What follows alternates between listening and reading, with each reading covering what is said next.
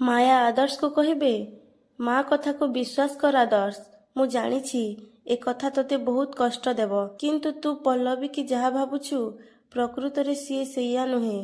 ବାର ବାର ତୁ ତାକୁ ବାହାରକୁ ଯିବା ପାଇଁ ଆଉ କୌଣସି କାମ କରିବା ପାଇଁ ମନା କରିକି ଯାଇଥିଲୁ, କିନ୍ତୁ ତାପରେ ବି ସିଏ ତୋ କଥା ନ ଶୁଣି, ତୋ କଥାକୁ ଖାତିର ନ କରି ଆମମାନଙ୍କୁ କାହାକୁ ନ ଜଣେଇ ବାହାରକୁ ଚାଲି ଯାଇଛି।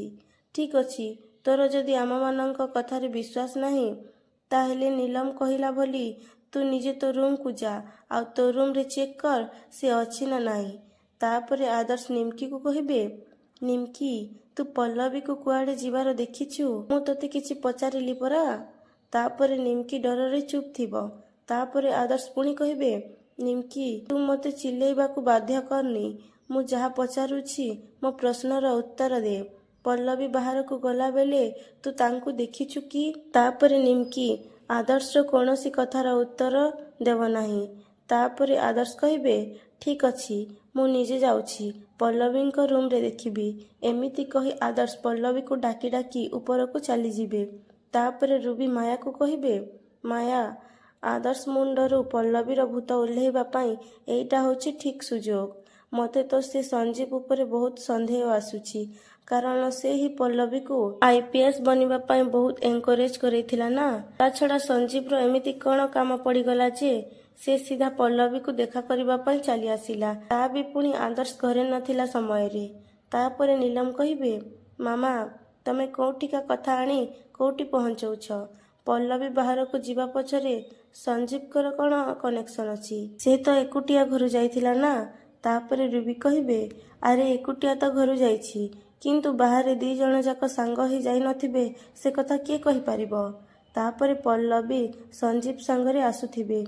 ତାପରେ ପଲ୍ଲବୀ ସଞ୍ଜୀବକୁ କହିବେ, ଘରେ ସମସ୍ତେ ଭାବୁଥିବେ ଯେ ମୁଁ ଏକା ବାହାରକୁ ଆସିଛି, କେହି ବି ଜାଣିନାହାନ୍ତି ତମେ ମୋ ସାଙ୍ଗରେ ଅଛ। ଆଉ ଯଦି ଆଦର୍ଶ ଜାଣିବେ ମୁଁ ଏଇ ଅବସ୍ଥାରେ ଏକା ବାହାରେ ଅଛି, ତାହେଲେ ସେ ଘରେ ପୁରା ପ୍ରଳୟ ଆରମ୍ଭ କରିଦେବେ। ତାପରେ ସଞ୍ଜୀବ କହିବେ, ତାହେଲେ ତମେ ଆଦର୍ଶକୁ ଫୋନ୍ କରି କହିଦିଅ ମୁଁ ତମ ସାଙ୍ଗରେ ଅଛି, ସେ ତମ ପାଇଁ ଆଉ ବ୍ୟସ୍ତ ହେବେନି। ମୁଁ ତୁମକୁ ଠିକ୍ ସମୟରେ ନେଇ ଘର ପାଖରେ ଡ୍ରପ୍ କରିଦେବି। ତାପରେ ପଲ୍ଲବୀ କହିବେ, ନାଇଁ ନାଇଁ, ସେମିତି ହେଲେ କଥା ଆହୁରି ବିଗିଡ଼ିଯିବ। ତାପରେ ଆଦର୍ଶ ମୋତେ ଘରୁ ଆଉ ବାହାରକୁ ଜମା ବି ଛାଡ଼ିବେନି। ଖାଲି ଆଦର୍ଶ ଆସିବା ଆଗରୁ ଯଦି ମୁଁ ଯାଇ ଘରେ ପହଞ୍ଚିଯିବି, ତାହେଲେ ଆଉ କିଛି ପ୍ରୋବ୍ଲେମ୍ ହେବନି। ଏପଟେ ମୋତେ ବି ବହୁତ ବ୍ୟସ୍ତ ଲାଗୁଛି। ସେ ଦେବେନ୍ଦ୍ର ନାୟକ ଯେମିତି ବି ହଉ ମୋ ହାତକୁ ଲାଗିବା ଦରକାର।